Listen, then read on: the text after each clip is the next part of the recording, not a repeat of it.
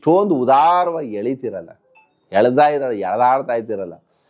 ಆಮೇಲೆ ಆ chief minister ಹತ್ರ ಹೋಗ್ತಾರೆ, ಯಾವುದೋ ವಿಚಾರ ಮಾತಾಡ್ತಾ ಇರ್ತಾರೆ, ಸರ್ ಇವ್ರ ಬಗ್ಗೆ ಹೇಳಿ ಸರ್ ಅಂತ. ಆ ಪರಮೇಶ್ವರ್ ಹತ್ರ ಹೋಗ್ತಾರೆ, ಅಲ್ಲೇನೋ ಮಾತಾಡ್ತಾ ಇರ್ತಾರೆ, ಸರ್ ಇವ್ರ ಬಗ್ಗೆ ಹೇಳಿ ಸರ್. ಅವ್ರು ಎಷ್ಟು ಬೈತಾರೆ ಮಾಧ್ಯಮದವ್ರಿಗೆ, ಸರ್ ಬಿಡ್ರಿ, ಅದು ಬಿಟ್ಬಿಡ್ರಿ, ಓಲಿ 3 ತಿಂಗಳಿಂದ ಅದನ್ನೇ ಚಸ್ತಾ ಇದ್ದಾರೆ, ಬಿಡ್ರಿ ನಮ್ಮನ್ನ ಅಂತಾರೆ. ಅಷ್ಟರ ಮಟ್ಟಕ್ಕೆ ರೋಧಿಸ್ಬಿಟ್ಟಿದ್ದಾರೆ ಚಾನಲ್ ಅವರು ಈ ವಿಚಾರದಲ್ಲಿ. ಹಂಗಾಗಿ ಇದೇನು ಯಾವುದೇ ವಿಚಾರ ಆದ್ರೂ ಎಲ್ಲವನ್ನೂ ಬಿಚ್ಚಿಡುವಂತಹ ಹಕ್ಕು ಮಾಧ್ಯಮಗಳು ಕೊಟ್ಟಿಲ್ಲ. ಬಟ್ ಇವ್ರು ಹೇಳೋರಿಲ್ಲ ಕೇಳೋರಿಲ್ಲ, ಮಾಡ್ತಾರೆ ಅಷ್ಟೇ.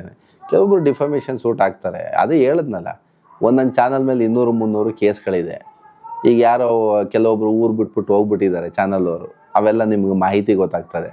ಈ ಥರ ಏನಾಗುತ್ತೆ, ಈ ಥರ ಸಂದರ್ಭಗಳಲ್ಲಿ ಒಳ್ಳೆ ಕೇಸ್ ಕಚ್ಕೋತು ಅಂದರೆ ಊರು ಬಿಡ್ತಾರೆ, ದೇಶನೂ ಬಿಡ್ತಾರೆ.